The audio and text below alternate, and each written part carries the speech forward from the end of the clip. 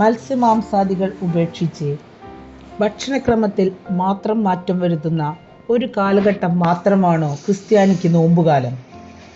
യാമപ്രാർത്ഥനകളിൽ ഇങ്ങനെ പറയുന്നു: ആത്മാവും ശരീരവും ഒരുമിച്ച് നോമ്പ് നോൽക്കേണ്ടിയിരിക്കുന്നതിനാൽ ശരീരം ഭക്ഷണത്തെ വെടിയുമ്പോൾ ആത്മാവ് തിന്മകളെ വെടിയണം. ദുർവിചാരങ്ങളെ വെടിയാതെ ഭക്ഷണത്തെ മാത്രം വെടിഞ്ഞിട്ടുള്ള നോമ്പ് വ്യർത്ഥമായിട്ടുള്ളതാകുന്നു എന്ന് ഞങ്ങൾ അറിയുന്നു.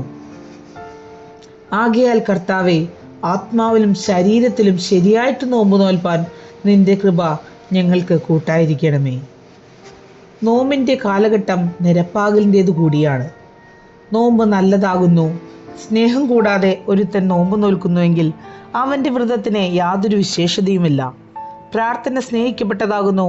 സ്നേഹം അതിനെ കരയേറ്റുന്നില്ലെങ്കിൽ അതിൻ്റെ ചിറക് ബലഹീനമായി തീരുന്നു.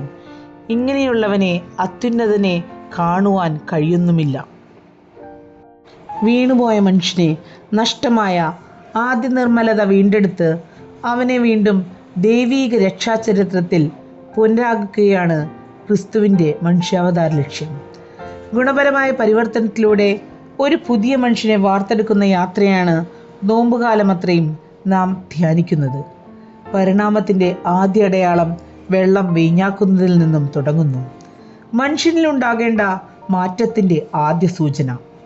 തുടർന്ന് കുഷ്ഠം മാറിയവൻ്റെ കഥ പറയുന്നതും ശരീരത്തിൻ്റെ ആർദ്രതകളെ മാറ്റി സൗഖ്യമാക്കുന്നതും നിശ്ചലമായ ശരീരത്തിൻ്റെ ചലനം നൽകുന്നതും പക്ഷവാത രോഗിയുടെ സൗഖ്യവും ശരീരത്തിന് ഊന്നൽ നൽകുന്നതാണ്.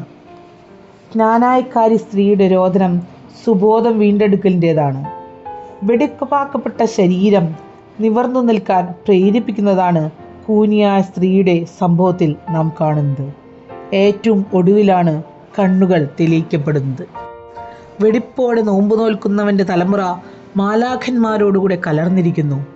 നോമ്പാൽ ശ്രേഷ്ഠരായി തീർന്നവർക്ക് അവൻ സ്നേഹിതനുമായിരിക്കുന്നു.